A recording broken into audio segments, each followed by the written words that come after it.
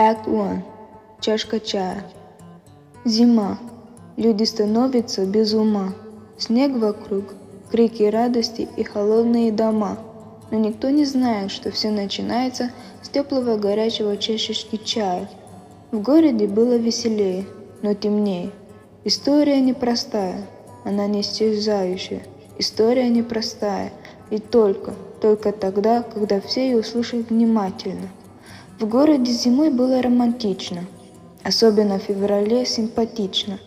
Девчонка Мария капризная, мальчишка Федор растяпа были друзьями с самого детства, даже когда ангелы прислали их с небес. 14 февраля Федор подарил Марии букет роз. Украли их от соседей, но зато для своей любимой. Подростки не знали, как целоваться, им такое и не надо. Для них крепкое объятие самое ценное. Вместе любили кушать алкогольные конфеты.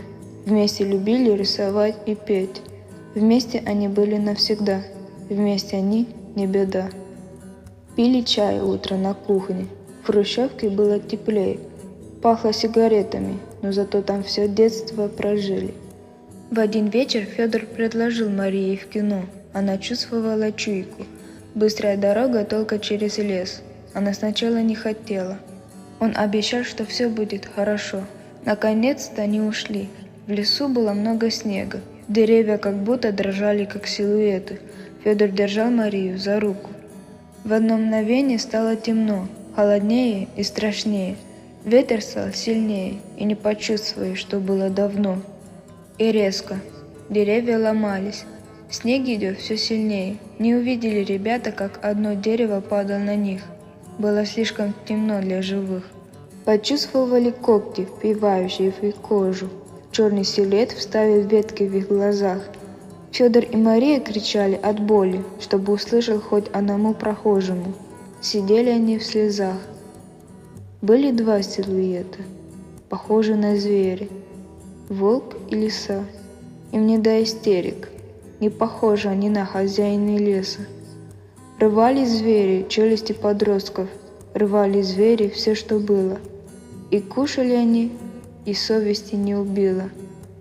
Звери кушали радостно их жертву, даже и сделали гроб для мертвых.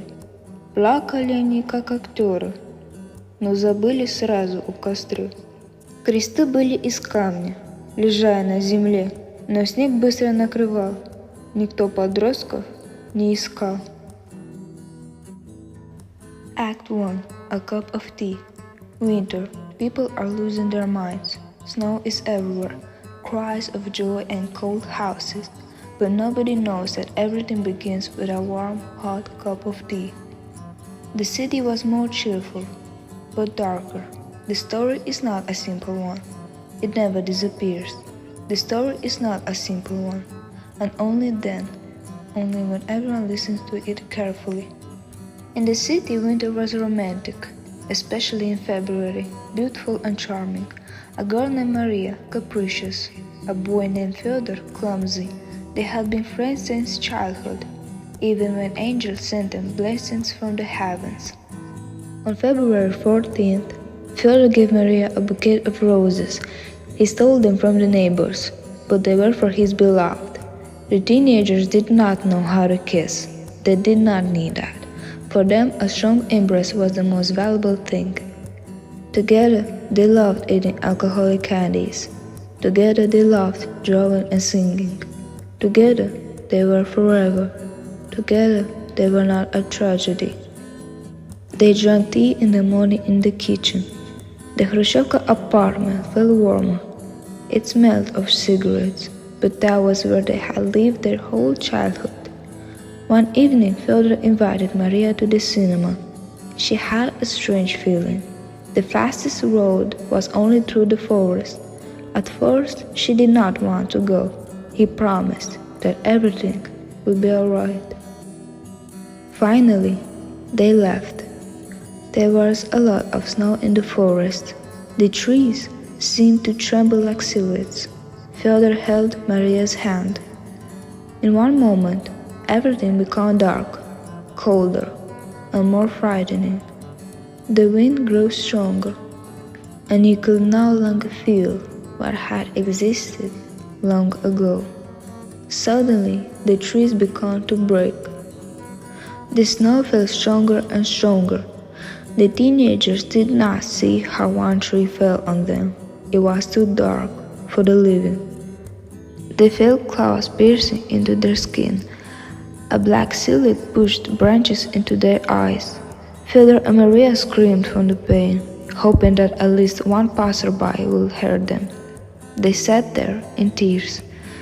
There were two silhouettes. They looked like beasts, a wolf and a fox. They had no time for hysteria. They did not look like the masters of the forest. The beasts tore apart the teenagers' jaws. The beasts destroyed everything that remained, and they ate them. Their conscience was never disturbed. The beasts happily consumed their victims. They even made a grave for the dead. They cried like actors, but they quickly forgot everything by the fire. The crosses were made of stone, lying on the ground, but the snow covered them quickly. Nobody ever searched for the teenagers.